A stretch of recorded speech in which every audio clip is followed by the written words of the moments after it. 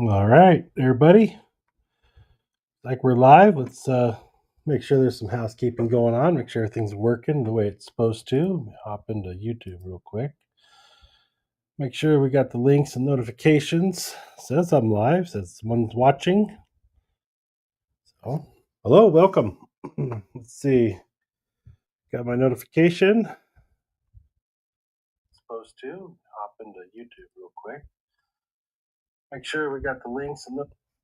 Sounds good there. So, welcome back, everybody. Monday live again. It's been a minute. I know it always is, but had a couple things to go over tonight and share with you, and I thought you could benefit from it, so I figured I would go ahead and hop on a live. And I was going to record a video for this.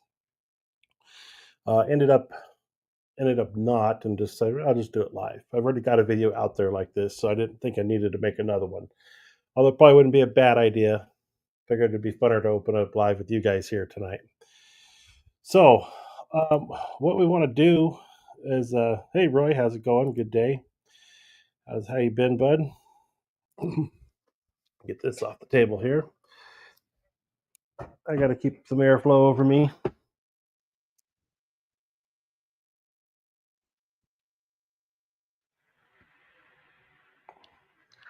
It's warm. We're over 100 today, so it's getting warmer. And this upstairs room, lots of great space. The air conditioning, it struggles. It's got a lot of heat to remove, and it's all surrounded by hot attic.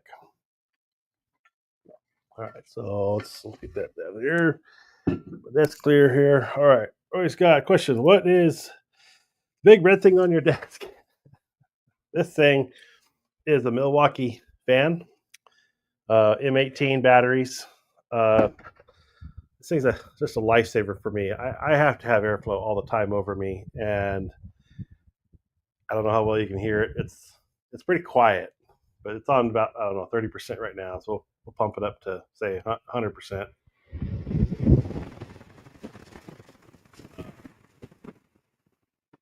Brushless. It works really good. I like it. It'll run all day on this 9.0 battery. I use it at work. I'm in the hot warehouse a lot lately. I keep it on my little mobile cart that I'm doing on my work from. Keep it blowing on me because it's just it's 100 plus in the warehouse. So I bring it home usually every night. Funny story: we had a storm the other night, and the lightning was right on us. I mean, it was on top of us, and we had some big strikes right near us, and it was hitting really close. Well, it hit the power line in the back, I think, or hit something, but one of the power lines actually broke and was hanging in the alleyway, and we lost power. So that night was a very hot night because they didn't get out to our neighborhood. It happened at probably about 8 or 9 o'clock at night, right before it got dark. The storm came through, and we lost power. We didn't get power restored at about 6 a.m. When the crews finally showed up to fix that line. And it was a hot, humid night here in the house. And it was the one night I forgot my fan at work. And I could have gone and gotten it, but we didn't. But I should have. It would have been a lot nicer having some sort of portable fan, because it's actually it's been a great little tool to buy. And I didn't think I'd use it as much as I do, but I do. And even up here in the studio, I've got the AC blasting, the ceiling fan on. It's just not enough airflow for me, and I'm staying warm. And this helps me stay cool. So that's what that big red thing is. And if you haven't seen it, it was earlier in the video. I took it down off the desk, not thinking about it. But anyways, yeah, that's what that thing is. So yeah. Anyways, we'll go through a couple things here before we give some people a chance to you know get some people a chance to get into the room before we get into the main event, which is the unboxing of this box right here, which is the metal prints I have made. So we'll get there in a minute, but yeah, I thought America had AC in every room. I do have AC in here. It's pumping cold at 70, 74, I think. I can control it from my phone, the whole wireless Nest there. But the AC up here, it works overtime all day. It's got 120, 130 degree hot attic air all the way on this wall, all the way over and behind me. So it struggles to keep this area cool. We pay a lot in air conditioning every month through the summer months. Especially one thing bad about Texas that I don't know what it's like down there for Australia for you, Roy, but um, when the sun drops here, it doesn't cool off, and that's something way different from when I lived in Nevada. The climate is very cool in the evenings. So if you have a 100-degree day in Nevada, one, you've got the Sierras, the sun sets behind where we were living near Reno, and it would instantly drop, 80, 85, drop into the 70s by the evening time by dark.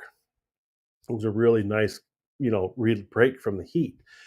Well, here it doesn't do that till like 3 or 4 in the morning. So it stays. We were 102, I think, today, and it'll drop down to uh, high mid to low 90s once the sun drops, but that heat just sticks. It just doesn't go anywhere. So, anyways, that's one of the things with air conditioning here is it's got to go all the time. Solar panels, no, not here. The solar panels here are you have to pay one. You can pay if you pay for it all right, it'd be worth it. But the out of pocket would be far greater than what the electricity bill is. Um,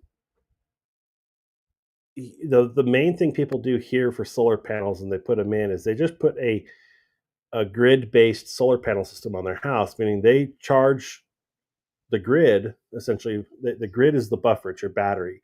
So if the grid goes down, you lose power. You don't have power through your solar panels. So if you want to use solar properly, you have to invest in all the battery banks, the electronic controllers, all that stuff to get it. And I think a standard solar panel system here. I've seen numbers 20, 30,000 people pay for this add-on to the roofs, which is great.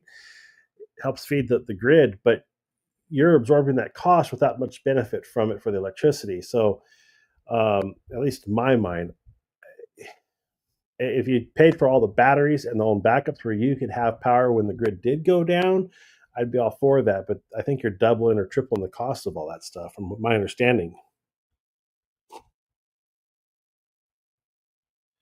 He says, hey, it does reach about 115 here. Yeah. Phoenix is that way. They get up there in the high teens. And I've been in there, and I'd honestly take that heat over the heat here. 115 there uh, is much more tolerable than it is, I would say, here in Texas. Even though we're climately we're pretty dry here, the humidity this year has been astronomically high for us. Um, Even though we are a dry climate here, like much like Phoenix is that dry heat they call it. In Arizona, the heat is much more tolerable out there, I think, than it is here, just because we've been so humid, and it's usually generally more humid here than it is out there in Phoenix. But that's because we're so close to the humidity. Because about 100 to 150 miles away, we start getting to the humid areas that have that kind of heat. So we are dry out here in the desert in West Texas, but the dryness has been rather wet this year. We've had a lot of storms, a lot of grass, a lot of growth in the plants, so it's been pretty crazy. As the government subsidized solar panels, should have 34 panels. Oh, nice. So does yours work off of a grid basis, meaning you only have power when the grid's up, or do you get power when the grid's down? All right, we'll hop into let's go into alpha rumors here. We'll go right there like that. Let's see what's new in the alpha rumors thing. What we got? Sigma will not raise price despite new 5% tariff increase, so we're still $65.99 on the 300-600 f4 Sigma lens. Tamron 16-30 f2 lens review. So we won't go over other people's reviews here. Ultra wide 6mm f 2.8 APS-C lens launch imminent. It's a cool looking lens. Upcoming model complete. Ashtori's recently released 6.5 f2 circular fisheye lens, which offers a dramatic 192 degrees field of view. That's 192 degrees. Jeez, that's beyond behind the lens. Extra little sports glass and 9-blade aperture of this lens is currently priced at $129. So just 2.8 could also come at an attractively low price. 149, I'd pick that thing up for that. Who agrees with this statement? If the new Sony A7 V uses the same old 33 megapixel sensor, will it fail? I I think I think so. I would say that I would expect it to fail. Not fail as a camera. I think it'll sell thousands of copies, but I think overall it's time for a new sensor for that camera. Even though the A7 IV sensor was the new sensor, I think with the current technology trend and with what the competition is doing, I think they should be bringing up. If not, there can be a 33 megapixel. I don't think there's anything wrong with the size of that, but I think that they need to drastically improve the recording ability of that sensor as far as what it can do for video. The A7 V should come out as a full 4K 120 great low light camera that can do 8K. Uh, that's what I think it needs to be at this point in. Sorry, like a bang. That's what it should be in that sense because it's just going to be what the market needs, I think, for that kind of camera at this point. And the pricing point of the camera already has gone up so much. So I think it needs to at least have 8K 30. It needs to have at least the ability to do full 4K 120 without a crop, and then that sensor 33 megapixel is fine unless they have to change it for the 8K. But I think it's 32 is what they need for 8K. So yeah, I'd like to see that improvement. Let's see what else. Okay, so that was something else that we saw come out recently is the new RX1R Mark III, and we talked quite a bit about this camera in other past lives and a little bit on this channel, I believe. We've talked about it because I've seen a lot of speculation coming out in the last year or two about this camera and people wanting this camera, and now it's come out as kind of like a flop because the price is so high. Well, $5,100 I think is too much for that camera.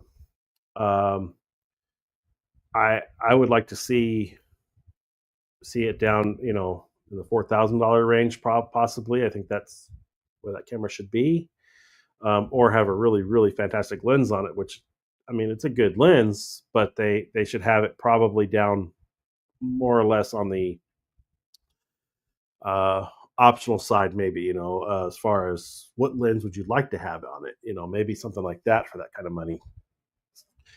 Um, but overall, I mean, I think it's a good time to release it. I think I had a theory behind this. I was going to possibly make a video on this. I don't have been doing that, so I'm going to say it here.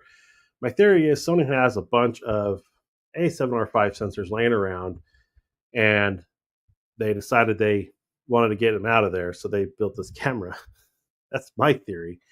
Um, Overpriced it, made it very exclusive, which is great. I think that's it drives product demand, I guess. But I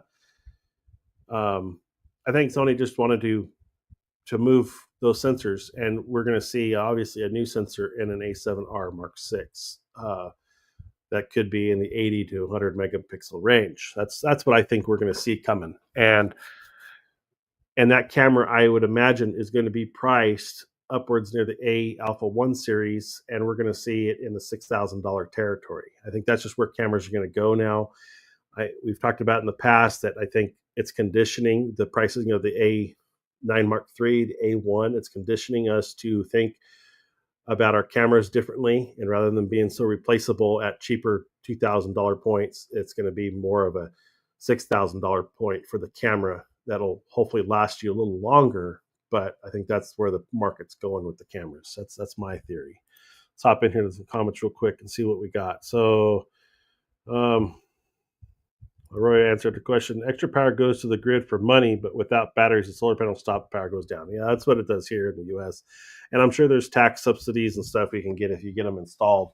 But I've heard some pretty good horror stories about people that have financed this stuff and then realize they're out on it all, or it doesn't work, and they got to pay to repair it, and they're not ready for that. So something I definitely wouldn't going to be interested in doing. I think there's other ways to get power if you need it. That's just me. 33 megapixels is enough for most people, especially just for the internet. Yeah, that's exactly it. I mean, we AB'd back years ago, me and my friend Daniel, we AB'd my A7R2 to his A7 III, and we took the same picture with them. And I mean, really, the difference is if you could crop in, say you got a full size image, okay, and you could crop into, we were shooting a calendar across, 15 foot away, a regular little wall calendar with little squares on it, and on the A7 III, we could crop into about one of those squares on the back of the camera, and I would say see it clearly enough to see what it said, but the one square maybe just slightly outside the borders of it, and you could see it somewhat clearly. The A7R2, which is 42 megapixels, so we went from 24 to 42 megapixel. The crop in was just slightly further, and not enough in the whole image to make a difference. But it did give you maybe one additional level of crop in with some clarity, so we could get inside the square and be able to read the handwriting on the wall of that calendar still clearly with that one extra additional step. But it wasn't drastic. It wasn't like I could zoom into the letter with it. So, yes, 33 I think is more than enough, but I think that's the new benchmark for any camera that has to do 8K, because 8K is essentially 32 megapixel. So I think that's where we're going to see these sensors landing now. We're not going to see 24s anymore. If any of the cameras can do any kind of video in the future, it's going to be for the 8K. Is the A7 5 going to have 8K? I think it needs to at least record it since it's got the megapixel sensor in it. Is it a necessary thing in the industry right now? No, but it's been out for a while and it's trickling down. So that means we're going to start seeing more and more of it. And I think cameras, if you wanted to future proof yourself for, say, 5 years on a camera body, um, you're going to have 8K, I think, in a sense. That's my opinion. For a no EVF camera. This camera actually does have an EVF. It's a really good one, supposedly. It is a pop out on the back EVF, or like a little rangefinder. So it does have an EVF, but the screen is only tiltable. It doesn't. No, I think the screen was fixed on it. We'll pull it up and look. I think that's what the thing is with that one. I think the screen is fixed, and it's the same old standard Sony screen, nothing special. But there is an EVF, and it's pretty good. Like, I want to say $4 or $5 million EVF. I don't pay anything for any electricity. I get money back. Still pay for gas though. Yeah, I hear you there. I don't believe in getting more megapixels just to crop. Yeah, you wouldn't. I agree with that too. I mean, it's convenient if you have to. I think it's good. Honestly, think it's good for some beginner photographers because it gives them the ability to crop to learn composition more so than being stuck in a the frame they took, or maybe their just budget can't handle buying lenses, so they get the option to crop in. So that's where, as a beginner, I would almost say it's worth buying a higher megapixel camera starting out. But as you learn your focal lengths and learn what you like using, then I would say move into uh, a different type of camera. Now, I should talk because I mean, if I give them the opportunity, I'm going to go buy a new A7R5 to replace my A7R2, which I feel it's time. It's coming up on 10 years with that camera, and as much as I still love it and it still works fantastically well for me, um, I feel like I want to retire it and move on to the new stuff just because of the newer features, the newer focusing systems, the newer. I love the screen on the A7R5, the tiltability on it. That's would be the main key point that made me want to upgrade. But even that being said, I'd be happy just moving up to the Mark III just to have the batteries match my FX30 and that newer battery power life. The batteries have been a problem. They're getting old. Sony, this is what's weird. I think you can still buy them from Sony, and they're charging more for that 50 series battery now than they are the Z series. From what I can tell, and like some places like Best Buy have it for $99, and the Z series $79. So I was like, what is going on with the 50 series battery? Because I was wanting to buy a couple to have some replacements, and realized that's not going to be an option for me. So I'm not going to pay for that kind of battery for the factory batteries. And I've always bought factory batteries. I know there's aftermarket options out there that you can get and work fine, but I feel I just always liked factory batteries. That's my personal preference. Now, I have bought non-factory batteries for my little ZV1 because that thing's atrocious for batteries, and $60-$70 for one of those little batteries is even more asinine in my opinion. But um, and the aftermarkets work okay. They're not as good as the factories, even though they say they're more power. I don't get the life out of those as I do the factory originals. But again, that's just me. Uh, let's see here. Let's hop back into the alpha rumors. What do we got? Yeah, there is a viewfinder on this camera here. You can see it does.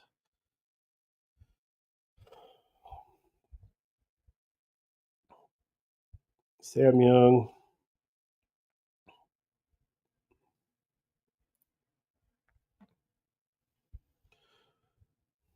artisan lenses. Not a lot of new Sony stuff going on. So $100 cash back. You'll need it. New Viltrox 15-1.7 Air lens for Sony E. Looks like a nice 15mm copy that might be good for the FX30 here in the studio. I'm on my 16-2.8 right now with the camera fairly far away because I wanted to have it sit back a ways, get a wider shot for what we're going to get into here. New 3.0 firmware update for Sony A1 II adds a ton of new features. A1 II, $7,000 now. It is a camera though.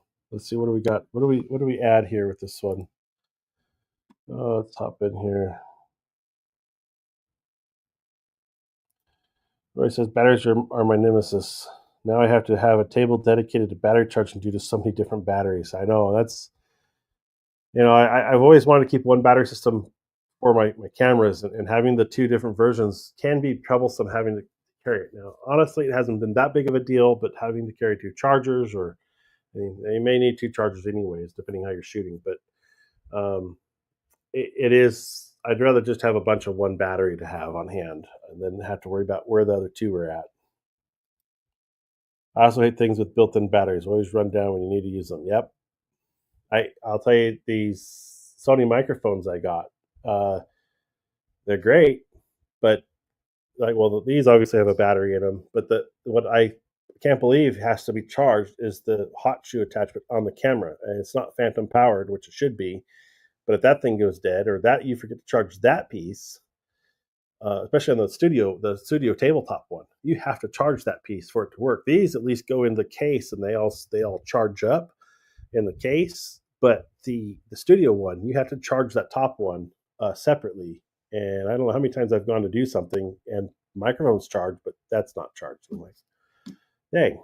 So I'd like to see new Sony cameras come out with these receivers built in for their microphones, so you don't have to have the dongle at all. That's what I'd like to see. The A1 is a great camera, but it's very expensive. It is. It's a very expensive camera, and it's like I said, it's $7,000. We're going to start seeing the rest of the cameras 5,000 plus. I think that's the new norm. I miss the days of AA batteries.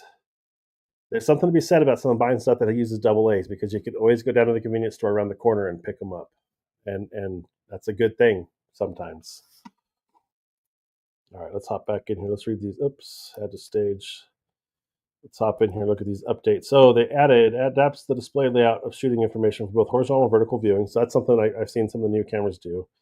Allows you to select whether to change the shooting mode, drive mode, or focus mode using the dial or through the menu. Allows simultaneous deleting and rating of image recording on both memory card slot 1 and 2. Allows the display of folder names of the file names during playback. Allows you to add OK, no-go, keep flags to keep the, or not good, flags clips during or after movie recording. Allows you to cancel or schedule transfer selected images during FTP transfer. Add support to the following transfer and tagging settings. A setting to automatically schedule FTP transfers and protected still images, FTP import. Setting to automatically schedule FTP transfer of protected still images and videos. Upload preset.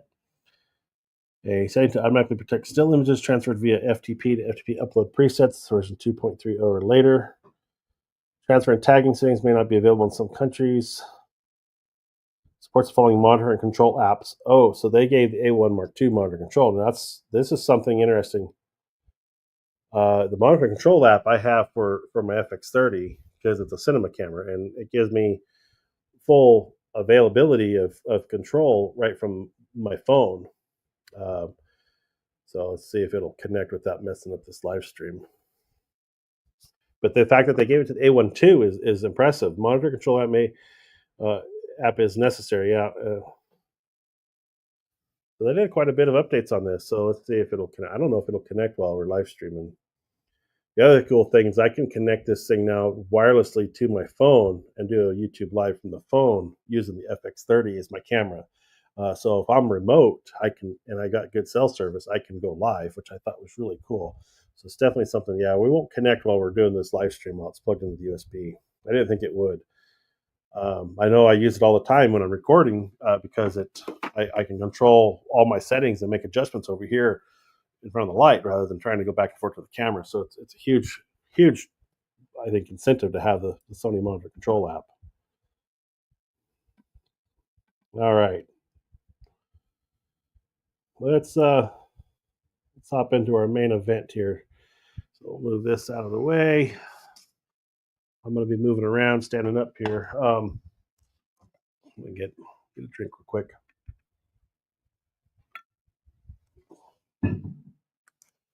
All right, so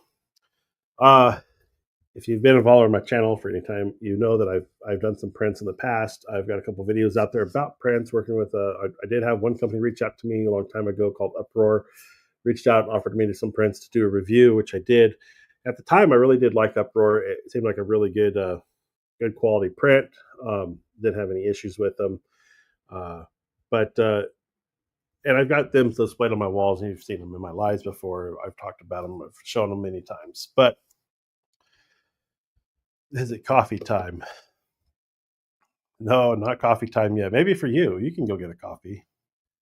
Uh, I know if what's his name? Why am I forgetting it now? He always hops on. Hadn't been seeing him in a while, but anyways, we always talk about doing the milkshakes, Monday milkshakes, live milkshakes or something. Blend up a milkshake. That'd be good. Uh, but anyways, back to the photo side is that I've always printed. I love printing my work and making bigger prints of it. I enjoy looking at prints much more than on a screen or on the mobile device phone. It's a great spot to just show somebody, but you don't get the impact of the image. You never do, and that's why I always say you got to print your work. And I'd much rather, print one massive image and have that as a keepsake than have 30 or 40 other images just digitally. So I've always liked having uh, uh, a print, and I've always liked printing on metal. I think metal just makes the image pop. It's the frameless design I like. It makes it just float there. So the stuff I've always liked. Now the I'm going to start with this one. This one isn't what we're here to see tonight, but this image I had Uproar do, and this is the Dallas skyline on their reflective material finish. So you get a little reflection off of the building there, and it's a little dirty, so I apologize about that if you see some marks and smudges on it. But this was printed on a some sort of metal with a plastic center beam, and then it's got a 3D printed wall bracket on the back, and it's like glued onto the back of the thing. So the wall mounts, it's more than enough for this image, and this image always I thought looked great, and always blew me away on the clarity and in the sunlight. This thing just pops, and it's really hard to demonstrate here on this live with the I'm sure with the poor feed quality and all that.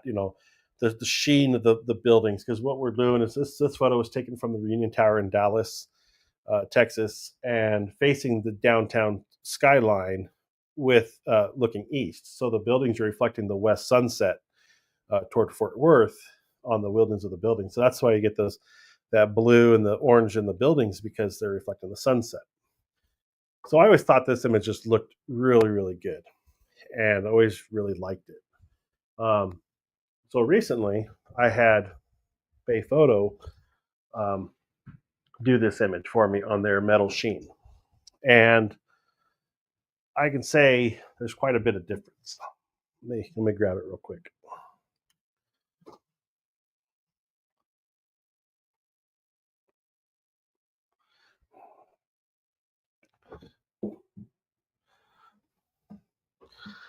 Get my headphones back on.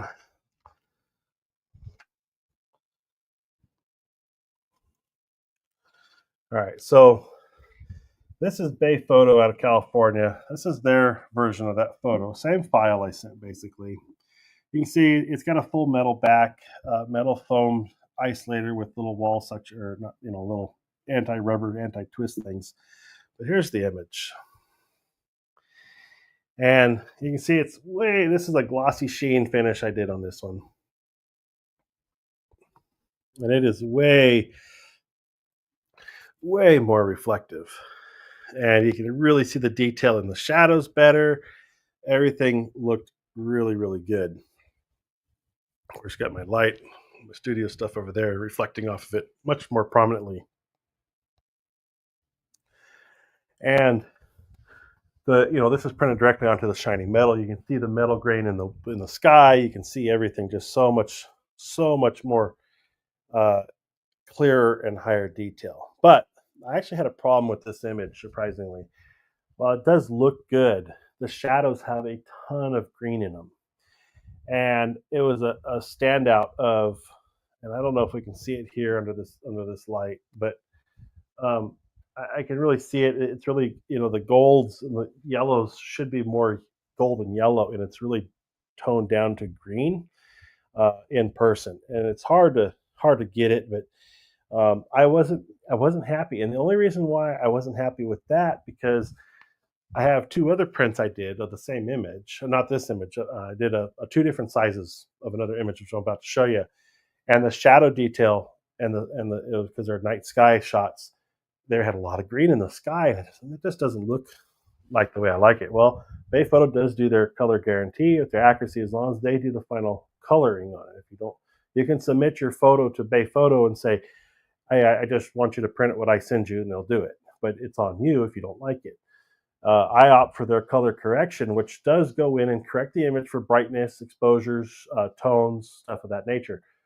None of my images ever I've edited on this one have I ever seen that green hue in my shadows or in my skies. I really don't like the look of the green, and so that's one of the things. Like I told him, I said, we're seeing a lot of green in these shadows. I sent them photos of it. They said no problem. It's our guarantee. They resent the order. He did suggest this one get printed on a different material though.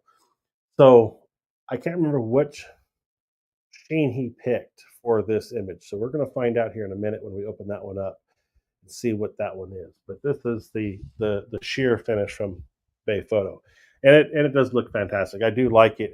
I wish there wasn't so much green in the shadows and the shadow detail. So let me set this one back on the wall. Play with these cords. I don't drop nothing.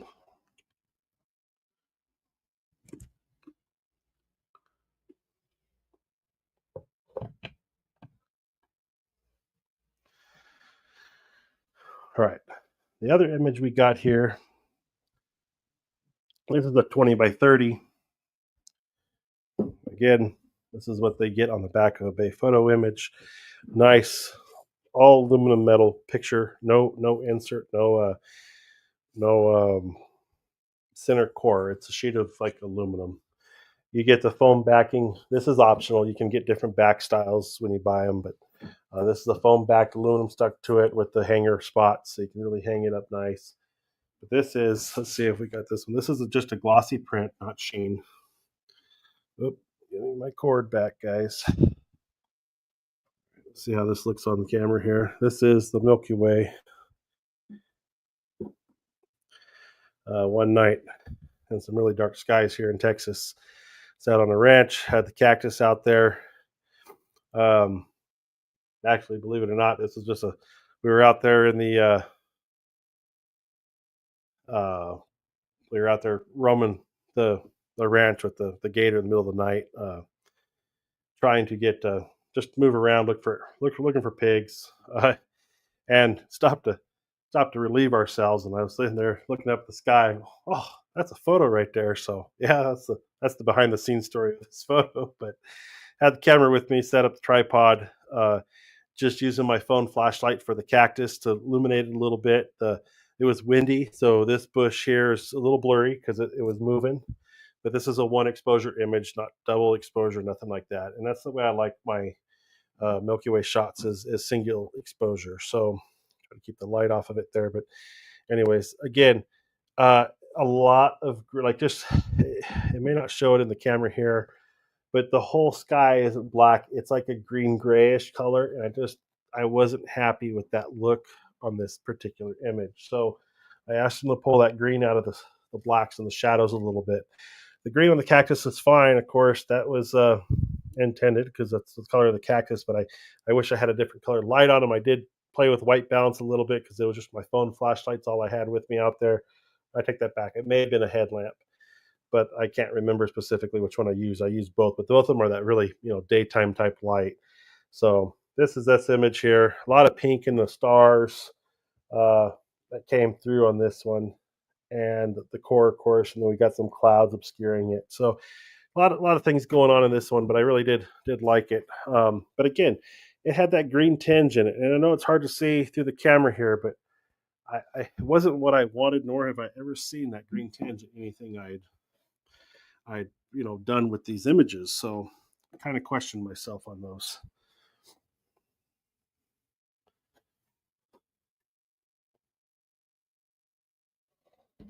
And then again, I got the same image in a smaller format right here. This is a 16 by 20, I believe. Um, just a little smaller. So got two of those printed. They are for sale if anybody wants to know anything about them, but they'd be the ones, not these two. It'd be the ones hopefully in the box that I actually want to sell. All right, let's see. Roy says coffee milkshake, maybe. Organic or mineral ink. I couldn't tell you what they're using on these. It's much nicer. Yes, the I know this is the you're talking about the Dow shot. It's way richer. It's what I've always expected from the metal shears, and everything I've ever done with BayPhoto with metal shear has always been mind blowing, much nicer than any of the other prints I had. Any fading with those metal prints? I have not had any fading with them. I made about a dozen or so for a customer one time that wanted to give them out as gifts for this my one of my Milky Way shots, and I did order their.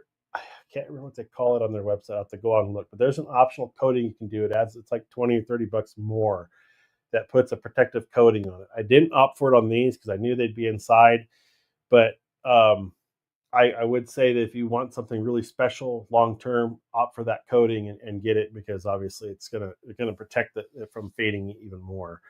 Of course, you do always have the option of framing these metal if you wanted to just print it on metal, put it in a frame with glass and UV protection glass. That's always an option still too.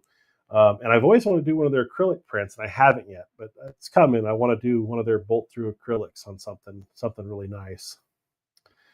Without the gray sky, you wouldn't see the foliage.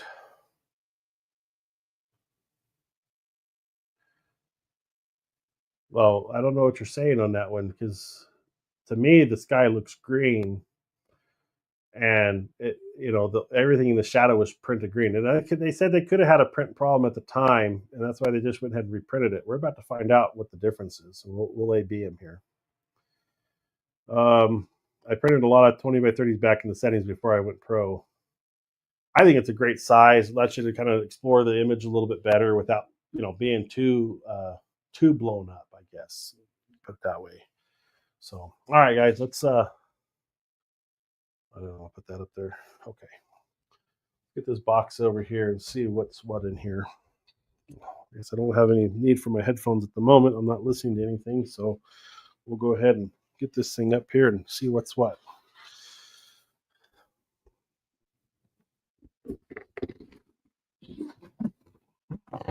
Now, one thing I will say about BayPhoto, of all the print shops I've dealt with, I think they have the best packaging of any of them that I've ever done. Very well protected and packed. Even the ones I was ordering that had a bigger box with more prints in them, they had a much, even the box that got damaged, they're so well protected. I mean, because, and this is a, well, let's see what size box this actually is. See if I got a tape measure in here. So this has two 16 by 20s.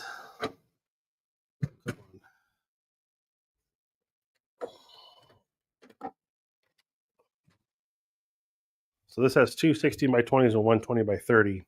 And this is the 20 by 30 box that they'll ship in. So this box is 42 and a half inches by about 30 and a quarter inches.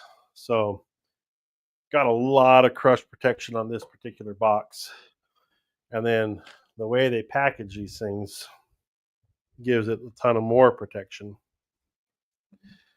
Let's see, where's that knife at?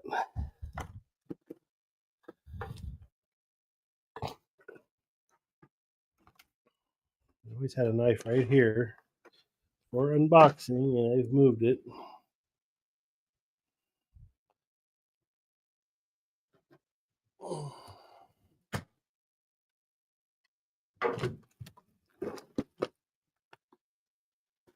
Alright, that's this, guys. See if I can find it real quick. Here we go.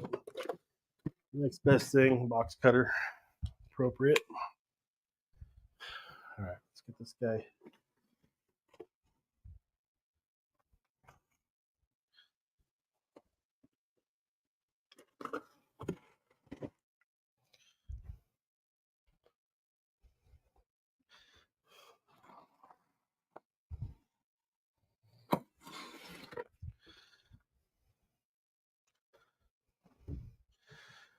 And one of the things I did on the first order too is I did a 13 by 19 print of my kids for our downstairs living room that came out pretty nice too.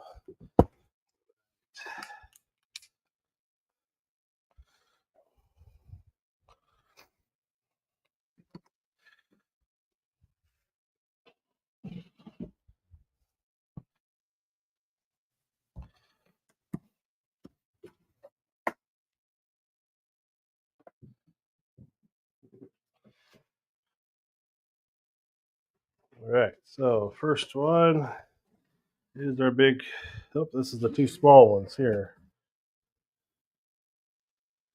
Okay, so we got, let's go ahead and check this one out. We have our Dallas here with the orientation of the bracket on here for landscape, and this one's our portrait positioning of the bracket here on this one.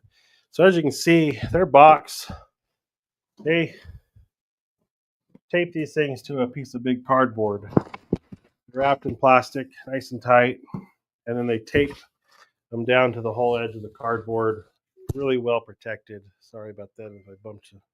Noise.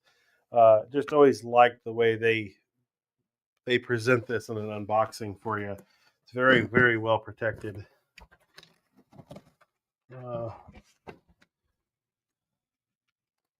So we'll get these open. Just notice some notes here on the order with some handwriting on it. Let's see what they say. Remake, expedite, rush. 20 by 30 metal, 1-2 matte surface high gloss, float mounts, metal surface mid gloss. Okay, so his notes on my remake: unhappy with sheer, print on mid gloss, item 2-3 too dark and green. I mean, it wasn't the sheer so much I had an issue with, it was the greens and the shadows. The shadow detail just had a ton of green. Fast forward, please. Yeah. Anyways, get these things opened up.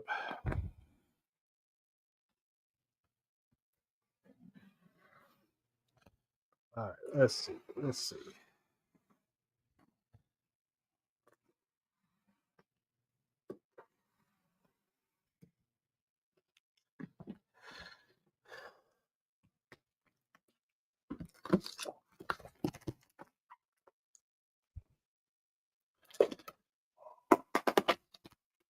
right, so there's our image in the bag. Let's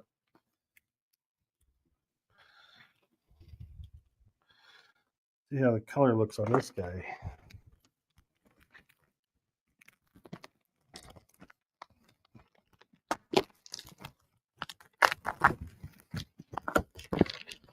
So this isn't the sheer no more on this image. This one is going to have, I think he said medium gloss. That's what the guy recommended.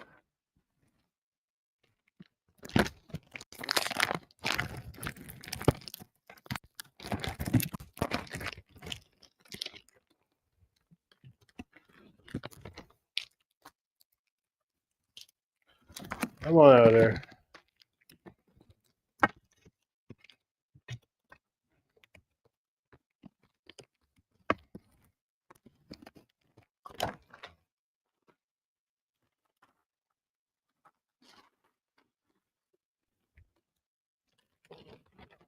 All right.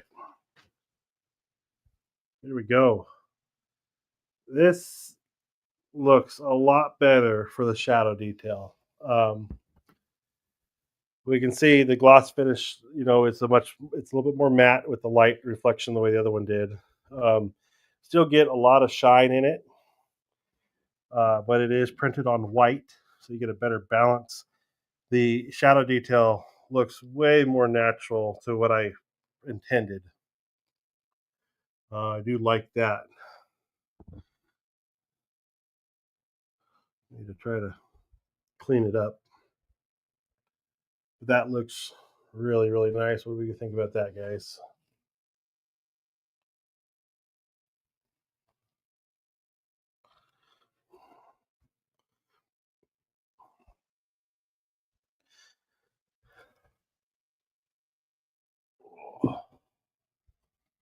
All right, let's take a look at this nightscape here.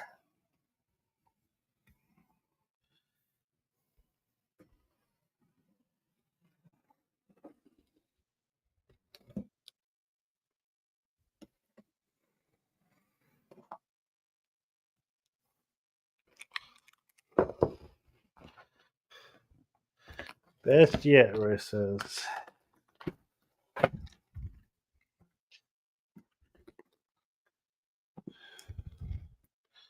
There's a lot of, it's like ink transfer on their thing, like they put them in too wet.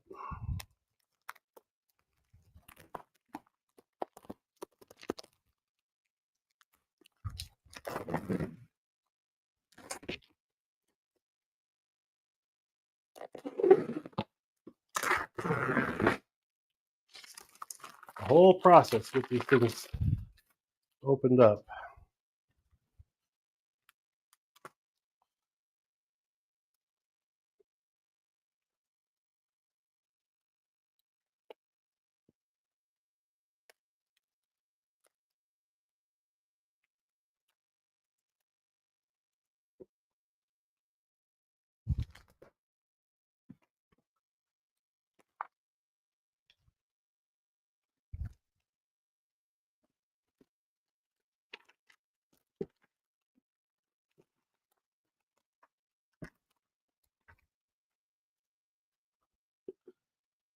Okay, yeah, I like the look of that. So we have a lot more gray, magenta in the sky on this one. The cactus look good. And the sky is a lot darker with a little bit more gray in it.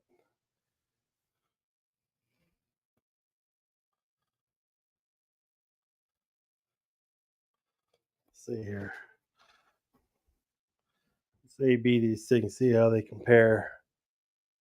Ugh.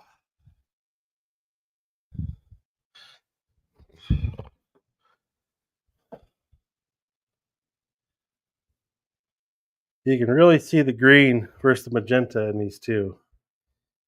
So, what's your thoughts?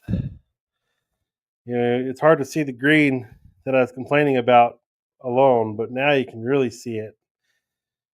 I almost feel like this is too magenta, like maybe they pulled too much, but I don't know. What do you guys think about that? Post, what's your thoughts? Which one would you prefer?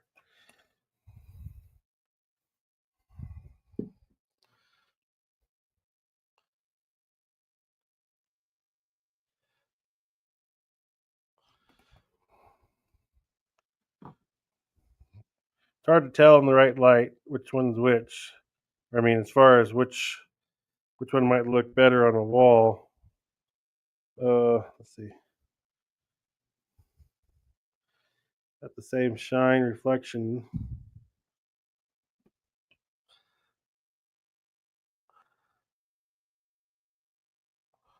I don't know. I think I'm leaning toward the original. This one had a lot more like gray initially, but looking them side by side, I'd say it's a lot more magenta.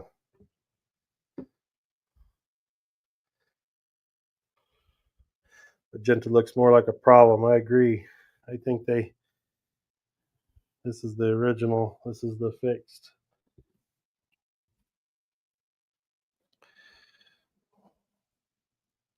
But they pulled the green out. That's what I asked them to do. They both look good. This is a lot brighter image by itself. Where this one, the green shows a lot more dark and blackness in the sky.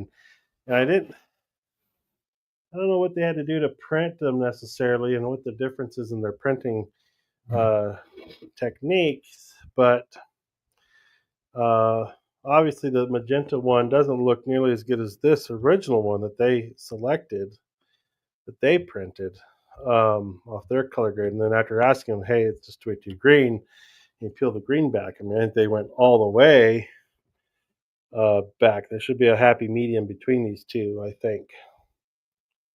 But, well, either way, I think they both look good. It just each has a different look. So, you like the green one. We got to vote for the green one. Magenta looks like a problem. Well, we'll see.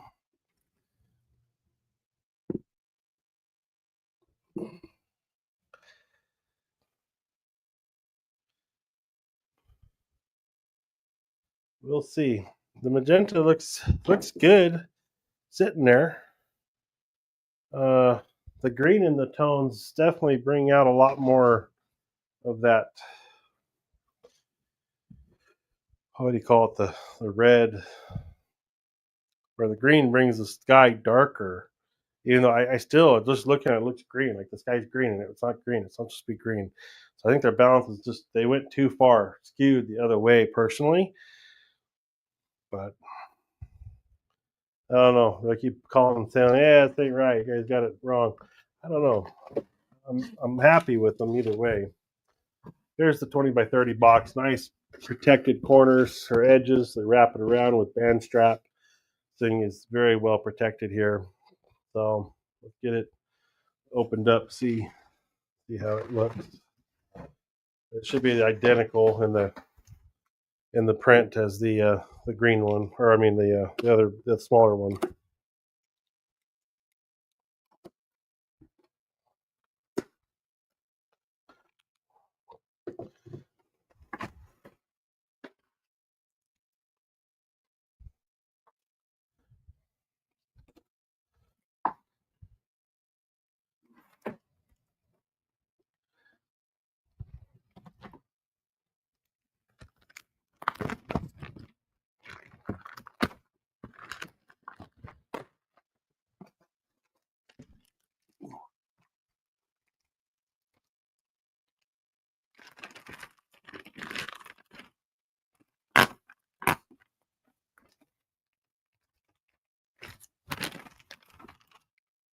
Get off that paper around there. Mhm.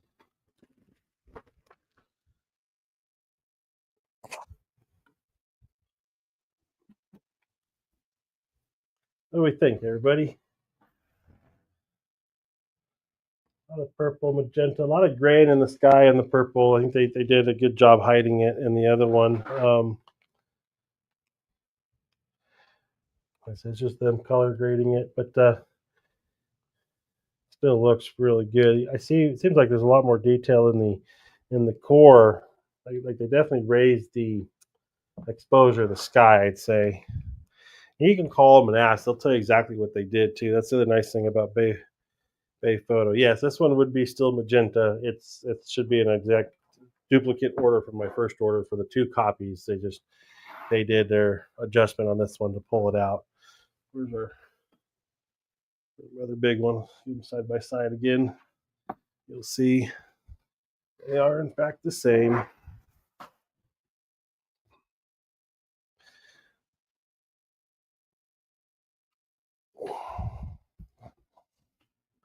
So there's our green.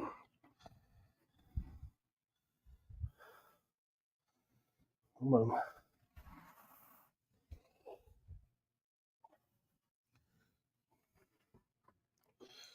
Magenta. Yeah, I really think if they just didn't go so far extreme with the green, they really went purple cast on it. Where's the middle? I want black, guys. It's supposed to be black. My edits look black, but it looks good. They do look good. They're impressive still. Either way, they are impressive.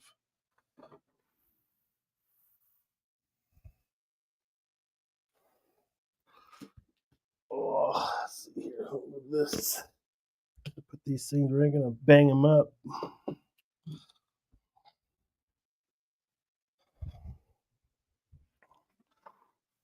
All right. Get this desk cleared off here real quick.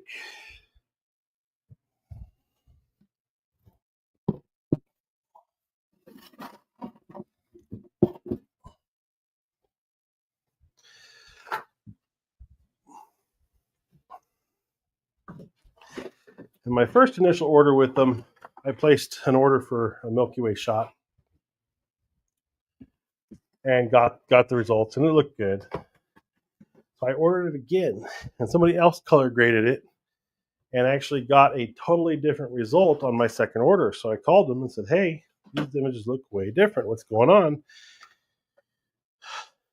Uh, they said, "Oh, well, we didn't realize you had that one printed already, so we can go back and reprint that one." So they guaranteed it, reprinted it, got the right image because I said I had a sample I sold and needed to have it duplicated. So that was a nice little thing about that one, that they did take care of for me.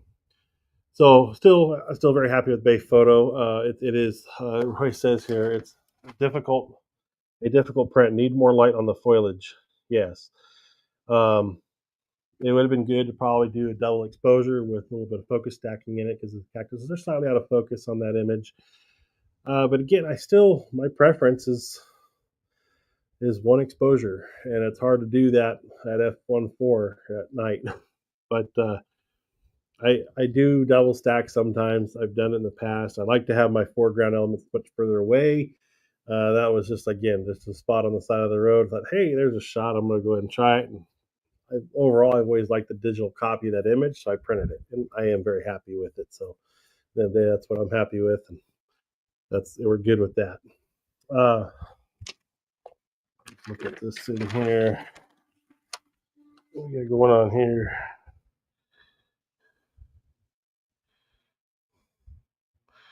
We have a hurt kitty downstairs, and she's sticking her tongue out. So, um, any other questions on the BayPhoto stuff? Brock Sanderson says hi. Welcome, Brock. Nice to see you in here. I don't know if you just jumped in or if you've been here watching the unboxing of this. Let me know if if you got to see him. If not, I'll pull him back up, pull him up in the live here for you to see the images. Where are you coming from, Brock, and what do you shoot?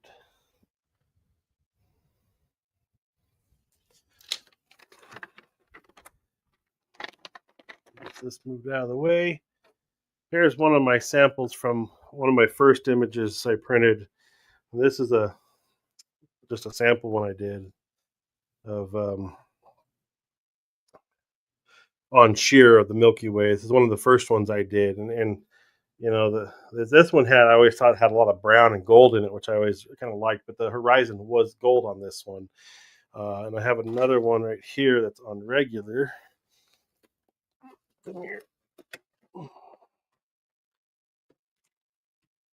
These were mounted up on the wall and they fell and cat hair on them. But that's another one of the Milky Way shots here. These are just some simple prints I did of them, but the mountains are much further away, so you got a nice sharp outline out of them, a little bit of red shadow detail in them. Images were pretty brown on these, and like I said, that horizon glow was natural in the image, so it kind of just worked its way together with the image and keeping it that color.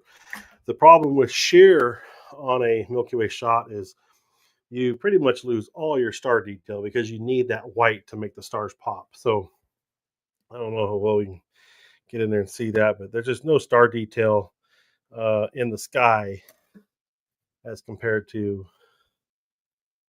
in one of these images here, where you get a lot more star detail. Brock says he did see the image. All right, good deal, Brock. How much are you paying for metal prints? Ooh, that's a good question. I want to say they had a 25% off. So BayPhoto sends out, if you're part of the email list, you get photos or discount weekly or every day. It seems like I get an email from them. 15% off prints, 15% off metal. I want to say I picked these up at 25% off on metal. So I went ahead and ordered them because I've been wanting to order them. I've got one of them will be given away for charity, a charity raffle event that I go to every year. So one of the prints will go onto that. And then I want to say the 16 by 20 was about my cost on that was about $100 per print, and then this 20 by 30 was upwards of about 160, 170. I want to say. So it's up there a little bit higher, but obviously the bigger size, and you got to really think about the size of a 20 by 30 when you're going to mount stuff on the wall. I really want to print something much bigger, and I've got a couple images I think would look really good in a really large format, but it'd be like a whole wall type scenario, and I just don't have that space for it, nor the money I want to spend on one print like that. So I'd have to really convince a buyer to get it. But that's about where we're at. So I think the whole order came out to, with the 25% off, was $400, and I included a 13 by 19 photo print that was about 20 something bucks in there of my kids for one of the frames downstairs. Let's see. Oh, Utah, just about anything and everything. Right now, late 60s and 80s, it's dining room table, chairs. Okay.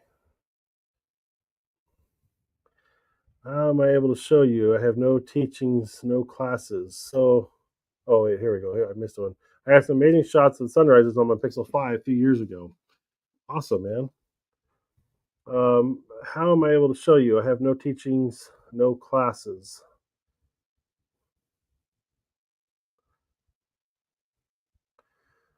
Let's see. Roy says, at least the metal prints should last. They always have. I've got, like I said, the one customer that did buy them for Christmas gifts for his family one year. Then a bunch of the it was this shot in 20 by 30 and 16 by 20, and um, I think this shot as well, but it was much nicer looking than on what came out on sheer. And he, as far as I know, they've held up great. I had one hanging in my office at work for about 2 years, and it never had a problem in there. Uh, Brock says, I have an amazing photo of a dragonfly that you may like. Yeah, absolutely, man. So let's see. The best way for you to share them would probably be on my Facebook page, Malcolm Walker.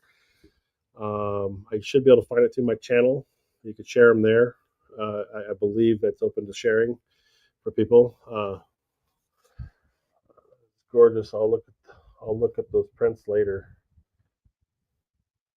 Yeah. So I'm curious. what you're saying up here, you're telling just about anything and everything is what you're shooting. I'm guessing right now, late '60s, '80s, it's dining room tables and chairs. Are you like, what are we doing with that? I'm just curious. Um, Brock, again too. Depending on if you want to, I do this live that can be in person. I know Roy's been on a couple times. I haven't put the link out there. I like to get to know people in the chat before I invite them in, because we've had some scoundrels out there causing problems. But if you do want to come in and join me live, start showing up with my lives when I'm here, we get to know you in the chat a little bit, and I invite you in to do a face to face live. Group chat, basically through this StreamYard. That's one of the things I have it here for. Roy's been always a big contributor to the channel and always shows up to hang out. We got a couple other guys that come in every now and then. We're sitting at about, it says 4 viewers right now, which is great. I hope everybody's doing good out there, and love to hear you in the chat. Say hi. Um, but yeah, I mean that's another good way you can show. We'll talk photography, talk about pretty much wherever it takes us. We've had some good conversations in here, and these things can go on for hours usually. So if we let it, so tonight's been a good run. We're at an hour and 6 minutes right now, which is great. We went through what I was going to go through, so we can continue on with any questions with Sony or anything like that you have, or I can point you in the direction of somebody that shoots something different if you need be. But yeah, that's what we're up to tonight. Let's get these moved out of the way. I got my sticky Velcro dots did not stick to the wall over time, and they fell and chingered the corners of these. But I never really taken really good care of these. These are kind of my thrash it ones. I'm not afraid to handle them. I see how they wear. I clean them, see how they do. So kind of a good test thing. I definitely recommend. They do. I saw this time they make a shear pack. So if you want to advertise the different shears available in your prints, you can um, order that. And I think it was like less than $100 for 5 or 6 of the 7. I don't know how many other sheer metals they have with the same image printed on all of them. So in person, you would have that as an option for them. Oh, Roy, look at you. Coffee money, he says. Congrats. Hi, man. I appreciate it. Thank you very much, sir. That's awesome. Rock, the chairs I need to create an amalgamation of a generic chair from that era, from a dream I had that was backrooms related. Huh. Well, that's interesting. I've got, well, what chair? You said 60s to 80s. I've got some 1910 chairs that we're trying to sell. uh, they are,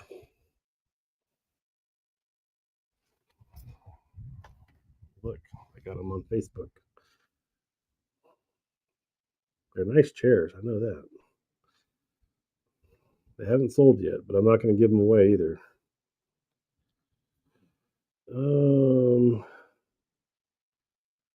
Your listings.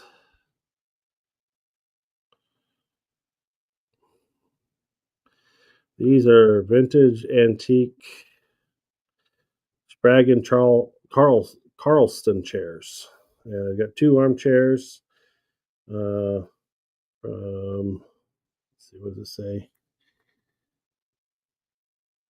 I believe 1920, and 2 non-armchairs from,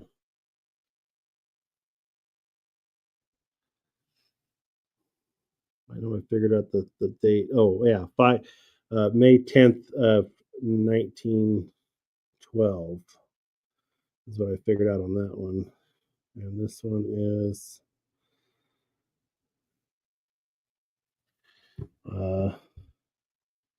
June 1st, 1920. So yeah, I've got those out there. Ooh, those may help.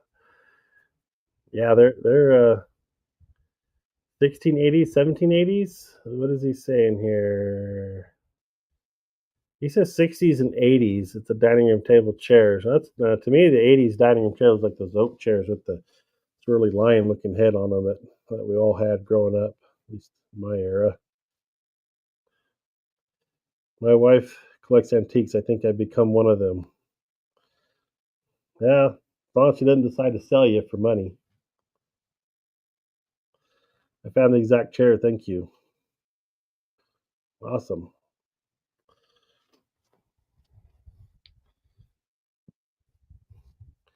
Yeah, these are. Look, these are where they go. You'll be able to see that. That's what that chair with the arms looks like.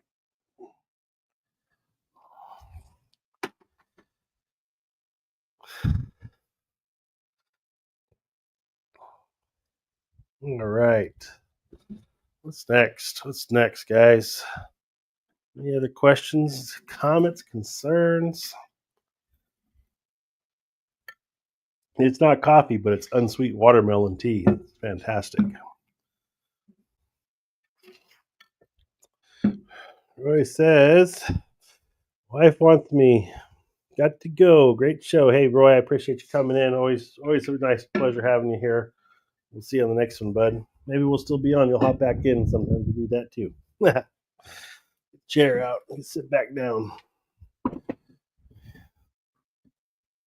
And he says, "Yeah, I know the chairs." Oh, yeah. He goes, "Not quite, but the top is right, bottom is wrong." Okay. Well, it's closer.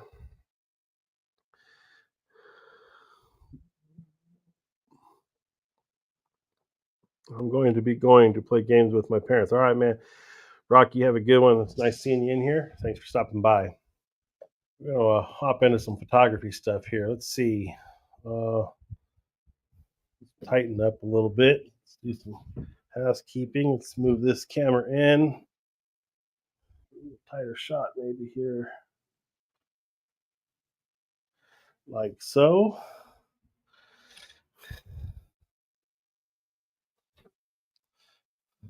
All right.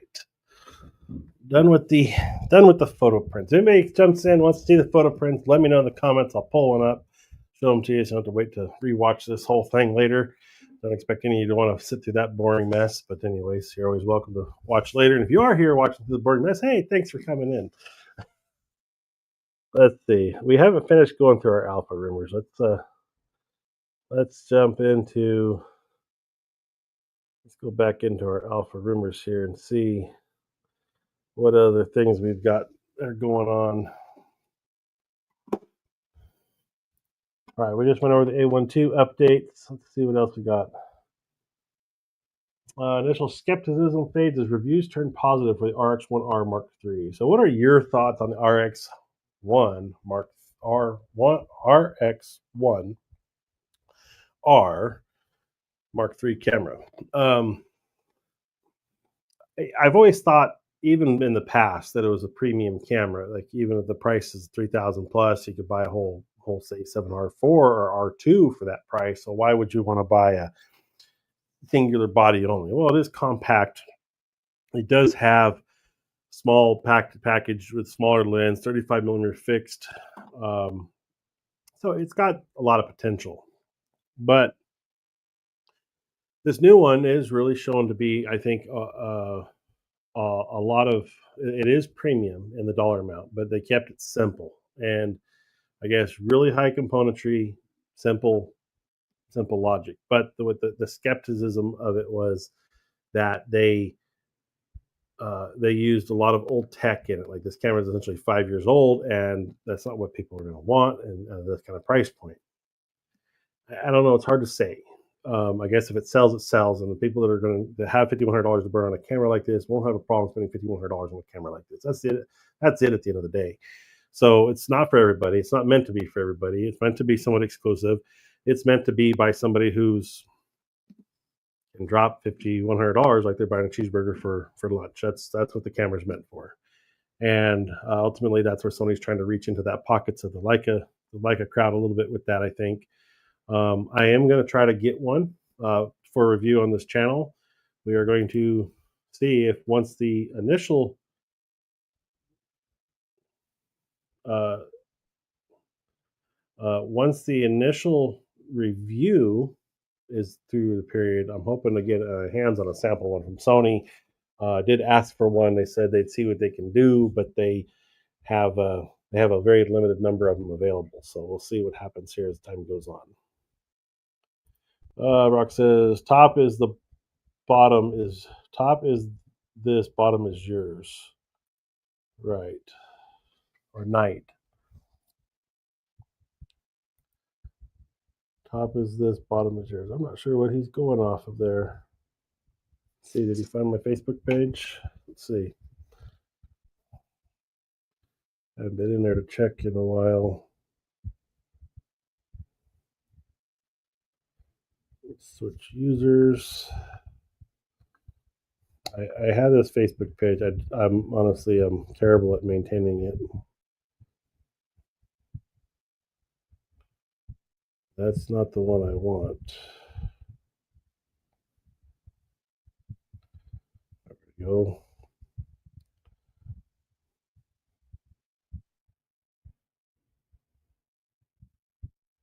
No, I don't see anything new.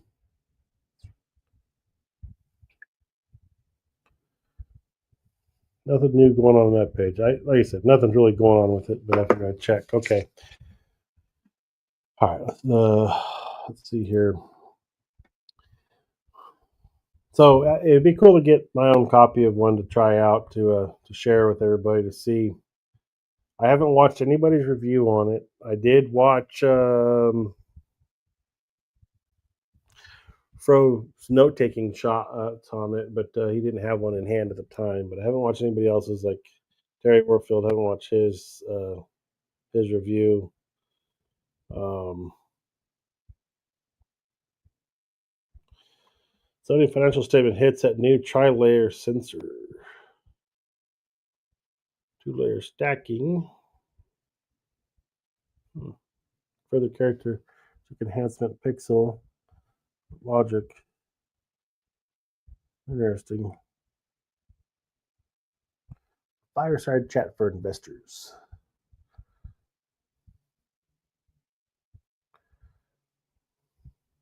Video is the new growth engine. Emphasis on real-time performance and video quality across all markets, mobile, automotive, and especially ILCs. Interchangeable lens cameras. The line between photo and video uses cases is blurring. Sony focuses on hybrid performance stills and video at core strength at Alpha FX cameras. Check driving differentiation. Sony is pushing multi-layered sensor stacking and advanced processing nodes to improve sensitivity, dynamic range, power efficiency, readout speed. These are direct applicable to future Alpha and FX camera models. Continued innovation expected despite user criticism. The FX2 launch, referenced indirectly, reflects Sony's desire to fill hybrid pro niches, even if it leads to the divisive models. Sony acknowledges feedback and is accelerating firmware and UA standardization across cameras, which, yeah, A7R2, guys. Financial shows strong support, so record sales and income. All right. I want to talk on the FX2 a little bit. In my last live, I actually talked about what all it had, what it had to offer, and is it something that I'd like to upgrade to? Short answer is yes. I would love to upgrade to the FX2, which is whether or not it's a financially stable thing to do. Weighing the pros and cons of it between my FX30 and the FX2, I can't keep both, so I have to sell the FX30 to get the FX2. In doing so, I gain a new photography camera, and that's enticing to me because my A7R2 is tired. I do like shooting with it. It still produces fantastic images, and really nothing wrong with it for the scope of work that I'm doing, which is landscape work and night astrophotography. It works well. Now, the 33 megapixel may work better for lower light than the 42. It has a really good viewfinder, which is something I do miss on even the A7R2 because newer viewfinders are fantastic. I love that it's a tiltable viewfinder, but the screen is still just the standard flip out screen. It doesn't have the fancy multi-angular screen, so give and take a little bit on that one.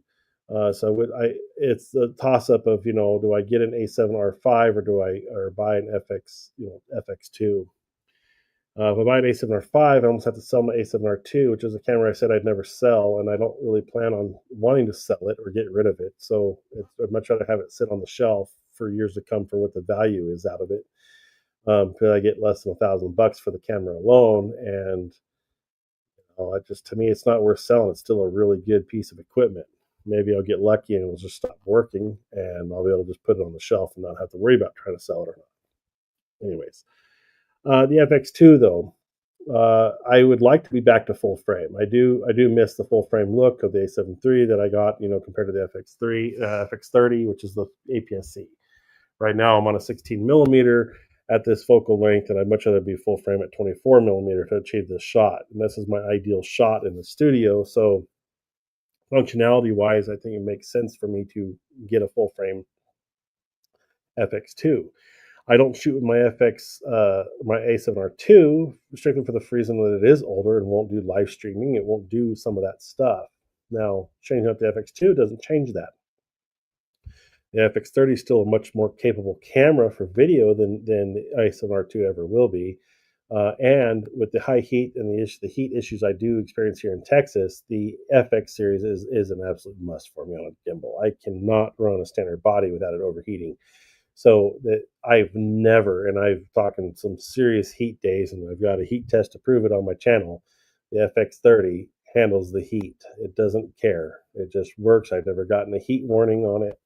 It just works. And the fan runs. I don't ever hear it. It's probably running right now. It doesn't bother me. There's no fan issues with the FX series cameras. So the FX2 being definitely a full frame sensor is going to generate more heat. Would I be experiencing the same problems? Is that essentially I don't know. I mean, the FX30 can handle it probably way better than the FX3 because of the size of the sensor. Would the FX3 overheat in my climate? It might be worth testing to know if that would be a differentiating case. The FX30 for me, it's an everything camera. It does everything for me, but there is no mechanical shutter in it, and I don't even think of it as a photo camera. Though it will click a photo. I don't think I've ever, unless I was sitting on the desk, maybe I shot a photo with it, but I think I've ever shot it in photo mode. So that's another thing that I'm just like, I'm sitting here talking, and I don't have it on my big screen here. Let me get here. Uh, so is it something that is it worth the FX2 to upgrade? And it really comes down to it's going to be full frame, have all the same cool trick and newer AI systems for autofocusing, which the FX30 does a lot more than I ever use it for, really. Um, so really, there's two major reasons why I would upgrade and consider one. Is one to go full frame, and two because it's got a mechanical shutter in it and it can be a really good hybrid camera, allowing me the option of not only just having ASMR2 out, but also having that as a backup photo camera, or be able to just click it into photo mode real quick, take pictures with it. And that's something I do run across in the events I do shoot. People want photos. And it's like, hold on, let me grab my other camera because the FX30 is just rigged up for video. Um, so things like that. Now, the downsides to switching out is I lose quite a bit of expanded gear. Um, to sell the FX30 and finance an FX2. Now, one good thing is they just raised the price of the FX30, so the values hopefully come up a little bit. So if I'm lucky, camera only sell maybe 1,500-1,600 bucks. That doesn't get me close to the $2,700 I need for the FX2. But I do have a bunch of lenses to sell with it. So I've got the 18-135, which is about a $600-700 lens now, and with the camera, it's worth about 400 bucks. So it brings me up to about the $2,000 mark. Okay, I'm close. And then I've got some other APS-C lenses. Now, I don't intend to sell any of my other APS-C lenses just because they're the silver set. I am trying to gather up that set. My daughter's got her NEX 5N, which is a silver camera. And ultimately, I'd like to buy a silver 6300 or 6000, something that was in silver, just for my own collection, and have all the silver lenses to go with it. So I don't plan on selling any of the silver lenses I have currently. Um, excuse me. Excuse me there. Um, The other thing I do have to sell though are the two anamorphic Sirui lenses that are APS-C mode only, or APS-C lenses. While I do like the anamorphic look they give, they are extremely wide, even at 133. I could imagine working with something wider on a full frame.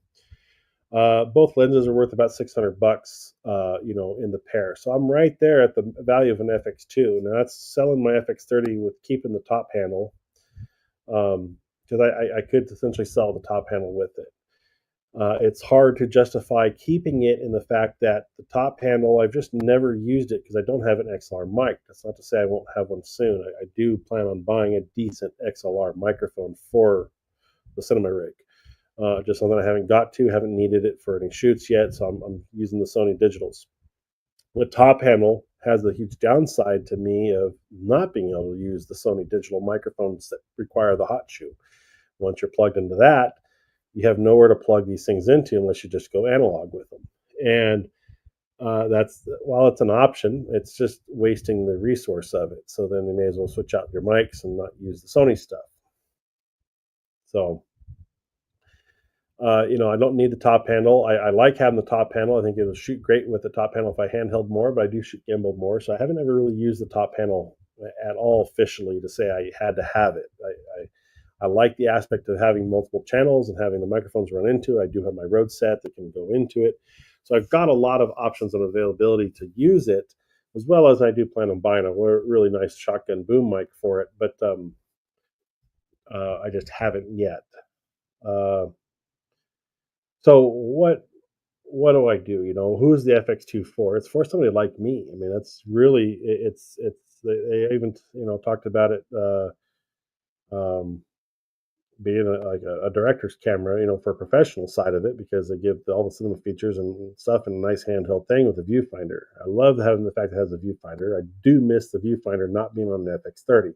There's been plenty of times handheld I wish I had a viewfinder on it, and I don't have one. And so you're stuck with the monitor, which is dismal at best. And it's been known. I move the touch set monitor, I flip it to manual focus, and it is just uh, it's stuck on manual and I miss a shot or I've got something out of focus and it drives me crazy, but I cannot tell on the little monitor I have, even though the FX30 came with a better monitor than most of the Sony cameras. So I do like that, but it's still a pretty small monitor.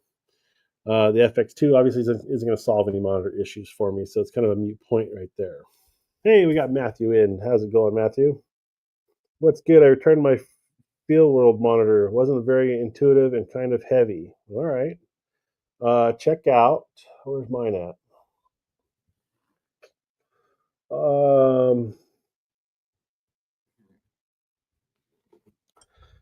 Let's see. What is it called? I have it over there. I just don't want to get up. All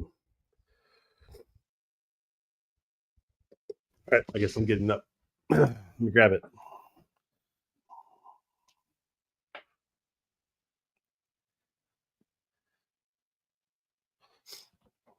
It is Best View.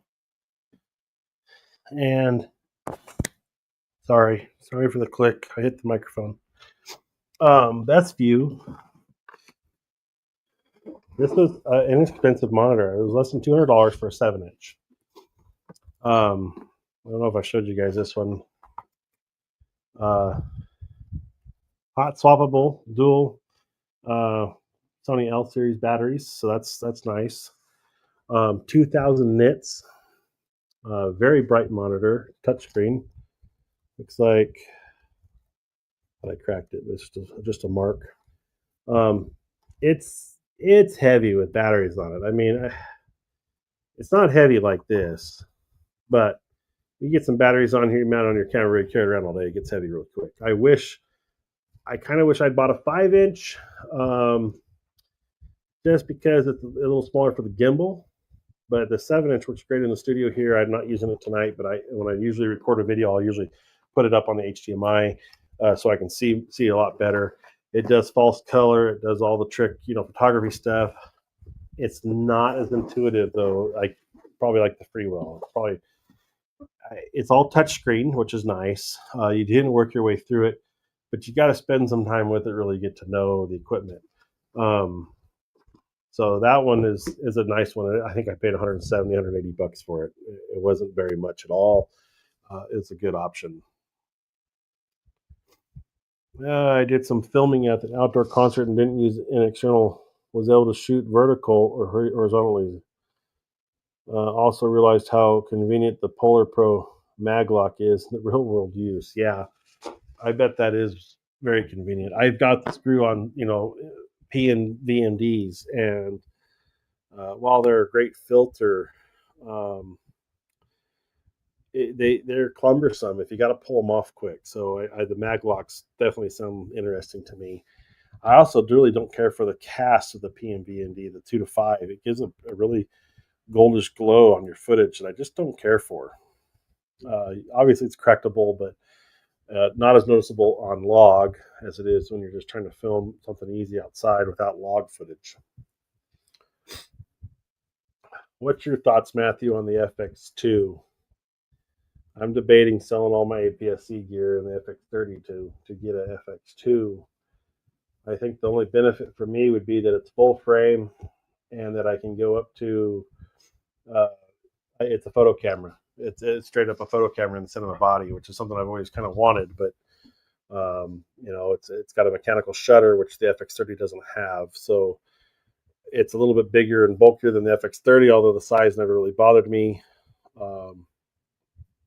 But I feel the FX bodies and the cinema line bodies are a must for me with the heat that I deal with on a day-to-day basis. They never give me any heat problems or overheat issues. Oh, got all allergied up there.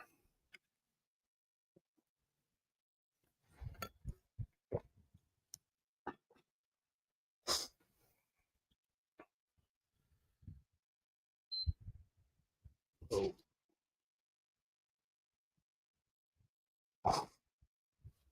PlayStation's turning off or turning on, one of the two. So yeah, the FX2, I'm really enticed to just try it. I mean, why not? Sell the FX30, sell the other gear. I'm not really out any money by doing so. I don't think it's just fun finding the buyer that'll buy all of it for $3,000, so I can finance the FX2. Um, I I would like to see it and get it. Like I said, I think I would use it for the photo side a lot more if I had it. I would only have to carry one camera with me, which would be a good deal. But I do fall back on the fact that if I am shooting photography out in the wild and I'm doing a YouTube video on it, I'd have to have two cameras. Now, the ZV-1 does work well; it just doesn't hold up in battery power. iPhone works well; it does hold up in battery power, and filming looks decent on it. So as far as the footage goes, that's totally fine with me on that stuff for YouTube. I don't really have a problem with that. But I do like the R series camera still, and still do want to upgrade to at the minimum an R3 for the newer batteries. I'd like to find a R5 or I go for an R5. I wouldn't really go for an R4 at this point, or the R4A, but I'd find an R3A or I get a Mark V. I imagine we're going to see an R6 come out next year after the A75 is announced or released. That's my thought. Uh, and I have a feeling the R6 will be a new sensor that has 80 to 100 megapixels. That's my thought on it. How is the cooling on the FX2? I like the FX30, but if I could do it over, I'd try to get something that can shoot both photo and video. I tried using photo on the FX30, and it did okay. Yeah, that's kind of where I'm at with it. Uh, it's okay, but the cooling on the FX2 should be fine. I did talk earlier, maybe before you hopped in, on the cooling differences. The FX30 does great for me in 110 plus degree weather all day without overheating. Uh, that's not been an issue at all for me. But if you're running a full frame sensor, would it be? And that was one of the things I was wondering was, would it overheat being an FX2 because of the full frame sensor and the much larger pixel readout? So that is a concern. Uh, is going to be the heat generation and whether it can keep up. Now, I never felt like the FX30 ever got hot or got strained, so I would imagine It's got the same cooling system the FX3 has in it, and the question is whether or not an FX3 would overheat in my conditions next to the FX30 first. Um, is it really, really a big deal? Probably not, but it is still one of my concerns because of the heat I do see out here. And as far as the photo side, the FX30 I didn't buy it for photo camera. I haven't shot any photos with it. I like having a mechanical shutter still, and the FX2 gives you that and the viewfinder. So, and a good viewfinder at that. Not the best, but a really good one. And with less than $3,000, it's really enticing. Even though it's basically an A7R4 with the cinema features, and that's what I like. So, I would never consider buying an A7 IV, but I definitely am considering buying the FX2 because of the cinema features and as well as the photo hybrid ability of that camera. I wish it did 4K 120 without a crop, but it does 4K 120 with a crop, and it's a better situation than I am currently at with the FX30, because even though the FX30 does 4K 120, it still crops in again on the APS-C, giving you 4K, but not that crispy 6K downsample or the full sensor readout. So there is the 4K 120 better, probably. But yeah, that's kind of where I'm at with it. And it's just whether or not I want to really sell my anamorphic lenses, which I haven't used a lot. They are cumbersome. You have to really have specific shots picked out because they're manual focus, so they're not ideal. They are a lot cheaper to get in APS-C. All lenses are for APS-C compared to full frame. So selling my FX30, 2 anamorphic lenses, and an APS-C lens to finance it to get just one camera body, which then I'm back to 3 full frame lenses that I currently have. Not a bad deal, but something to think about.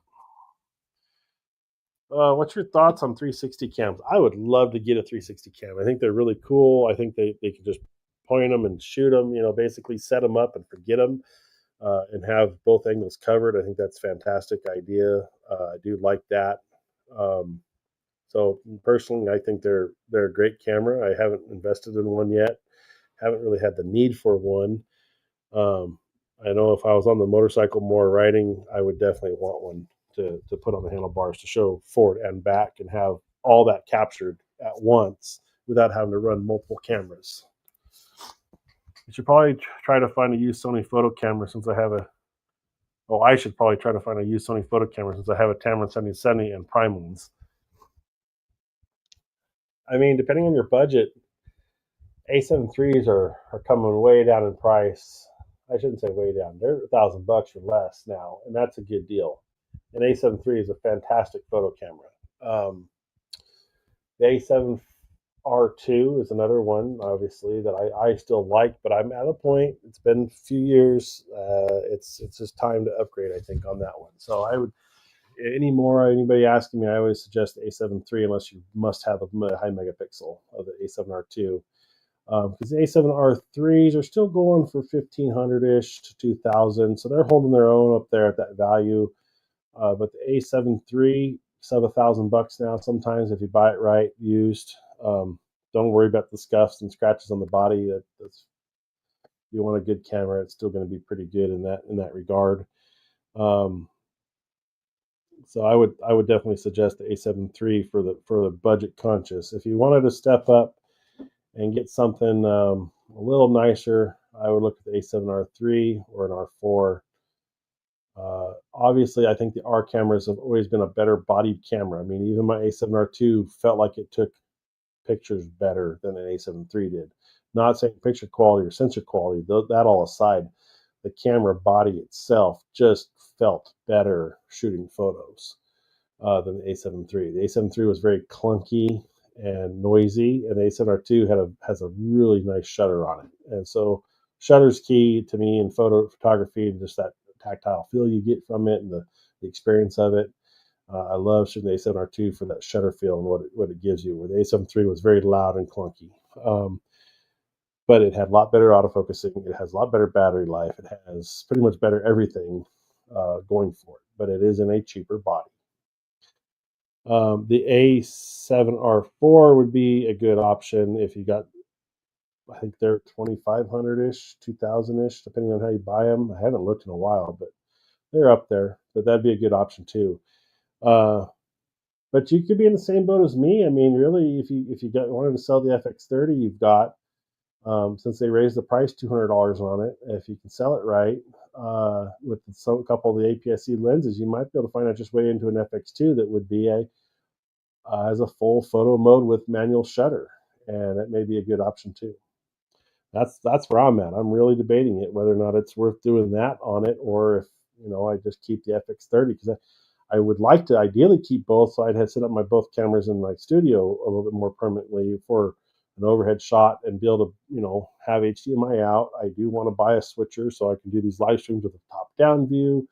I do want to do all that stuff. I just don't spend enough time up here to do it. But that's one of the things I've got going too that I thought of. So I'm torn whether or not to sell the FX30 because I do like the FX30 still. It's still a fantastic camera. I think it does a great job for the APS-C sensor.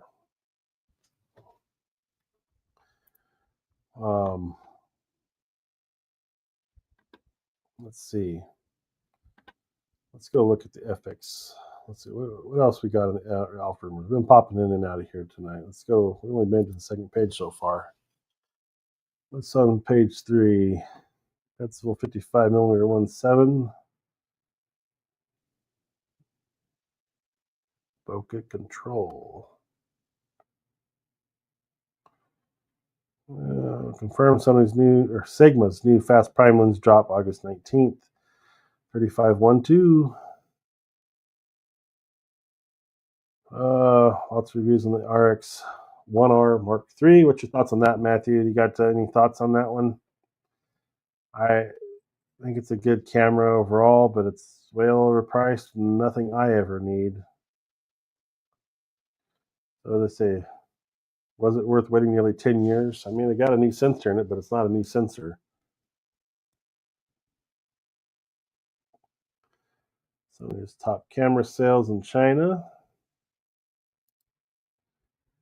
Close.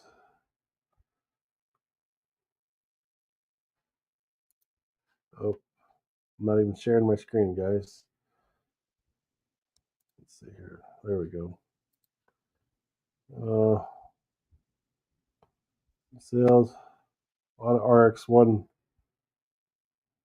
ultra compact flash with that goofy little box. Godox.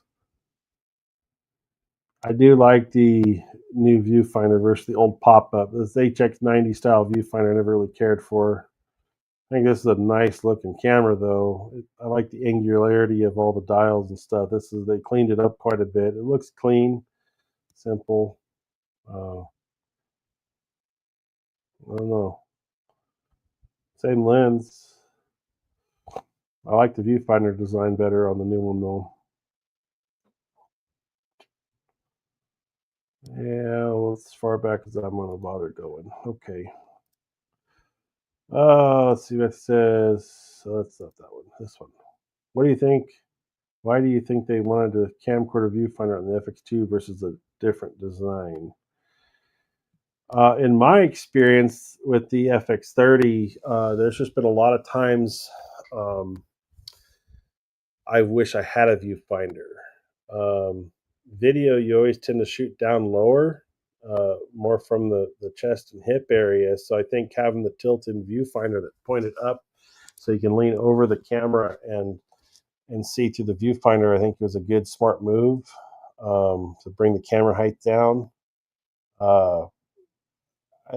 I like it. I like the idea of the whole thing being adjustable because if you don't want it, you can make it flat. If you want it vertical, you can do vertical. You can go between.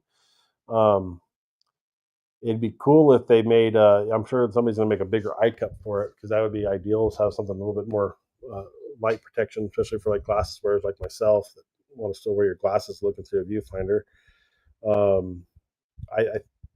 I like the idea of the viewfinder on it. I know there's been plenty of times I wish I had one on the FX30 just so I could see detail a little bit better in the sun, or I could tell if I'm in focus. Having a $5 million viewfinder versus the 130,000 dot or 1.3 million dot monitor is going to be a big difference. So I definitely would like to see Uh, I wanted it, and I think it's smart that they went back to that kind of camcorder style because that's essentially the replacement camera for those style cameras. We're not, I mean, even though they still make, I think it's the ZX series or something, those camcorder style, high tech prosumer camera bodies. I think we're going to see less and less of those in the future, and more interchangeable lens cameras like the FX style. I'm sure it's great. Yeah, I think it was a smart move to put it on there, and I think it was a very even smarter move to make it tiltable. I think that's the major selling difference between that camera and not. Um, I I know in the past Sony's offered, like, I always, and I've asked Sony this too, in my meetups with them, and said, you guys don't offer a monitor selection that's affordable. And they pretty much just said, well, we're leaving that market open to others because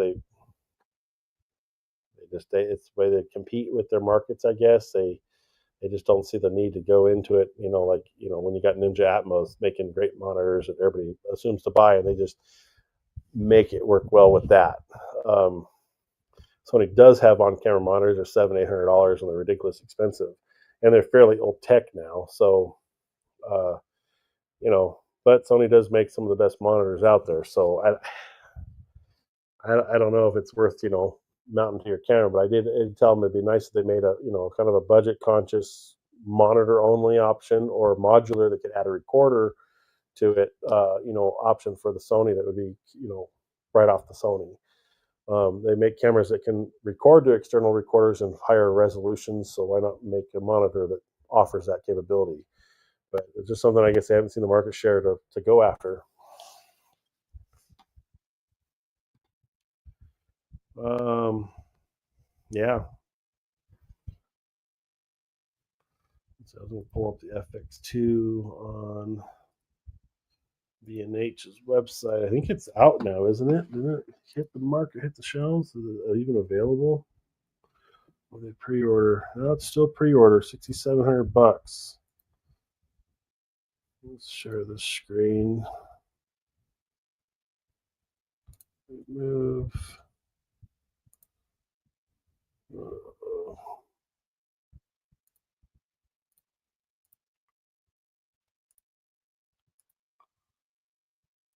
Okay. Oop. So the FX2.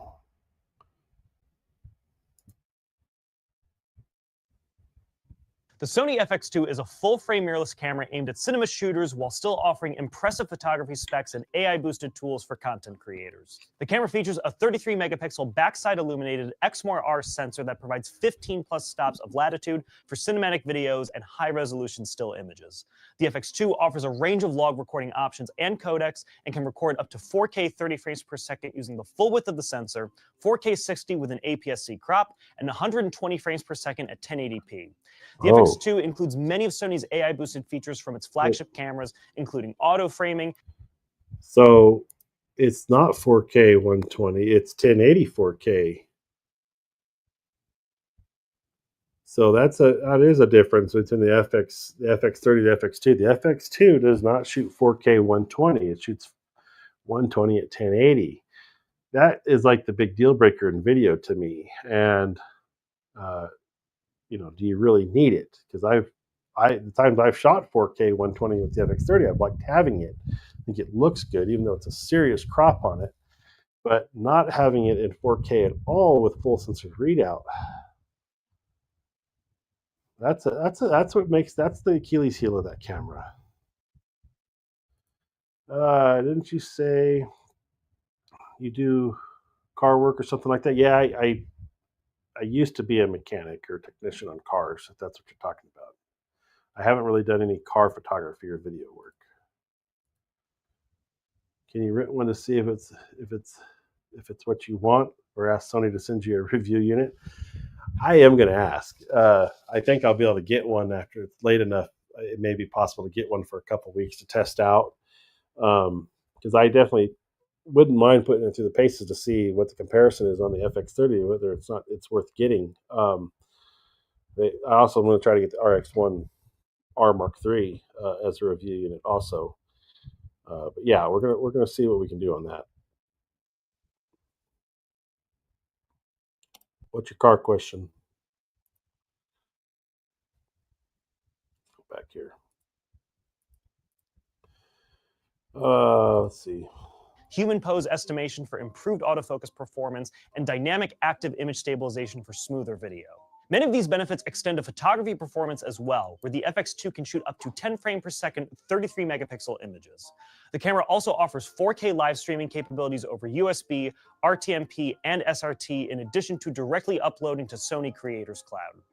Physically, the camera is compact, measuring in at 5.1 by 3.06 by 4.08 inches and weighing just under 24 ounces. The FX2 features a fully rotating LCD screen and, more uniquely, a fully tilting You high-resolution see the EVF. fan output right there? A fully rotating LCD. That's a different design from the FX30. The FX30 is on the side. This is behind the monitor. I wonder. It looks like it's chamfered to go up and out the bottom if the monitor's shut. Screen and, more uniquely, a fully tilting high-resolution EVF for composing shots in 3.68 trickier million lighting dot. situations. It also features an updated cooling fan, dual SD card slots with a single CF Express A as well, and will be available body only or with the XLR handle unit for high-quality audio recording right in camera. If you have any questions, you can always call in or chat online with one of our experts. So if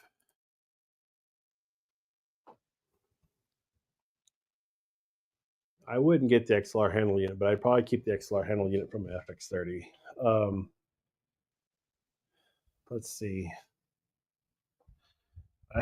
It's a toss up, man. I don't know. I mean, I like having 4K 120. Do I use it very often? No. Can you get away with 1080? Yes. There's, is it worth having the full frame image for 1080 4K? Probably. But the other thing, maybe they're going to offer it, and they've done it in the past, is offer the pay upgrade to get 4K 120. But I don't think that's anything that A7R4 doesn't, or A7 IV doesn't do. So I doubt it's going to see something we're going to have uh, on it in the future.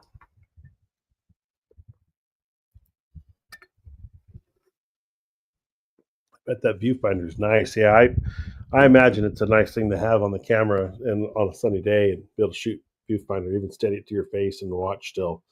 It'd be handy. Do you think the FX3 Mark II will have a viewfinder?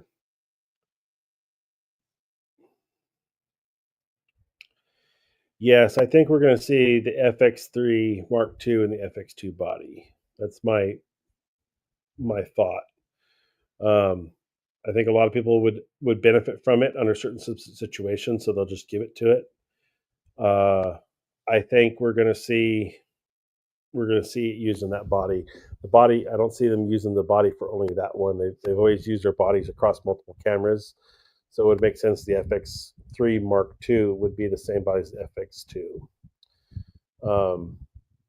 The dual quarter 20s in a row in the bottom would be it's a big improvement.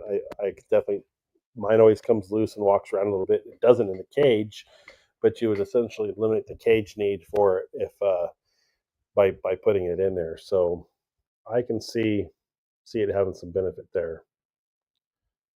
Could it be detachable? Possible? Yeah. They've always made their other cinema cameras kind of modular. It'd be cool if it could unplug and detach. That would be sweet. Do I think it'll happen? No. It may be in the FX3. It could possibly be a detachable section. Everything's detachable if you try hard enough too. You can always get it detached, but it's whether or not you want it to go back on. Yeah, I think it'd probably be worth having. Um, do I think I need it? No, but I do like the hybrid option, having two cameras again for photo that can take a decent photograph. That part of it is very enticing, and I just don't know if it's what we're going to see or not. So,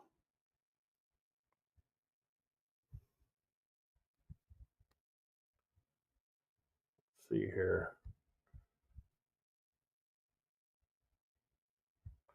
Yeah. Anyways, well, I'll hit Sony up for some cameras. See if they'll send some out to me to play with. I got not that I have time in August to mess with them, but we'll make something work. They get me a camera, we'll make something work for them.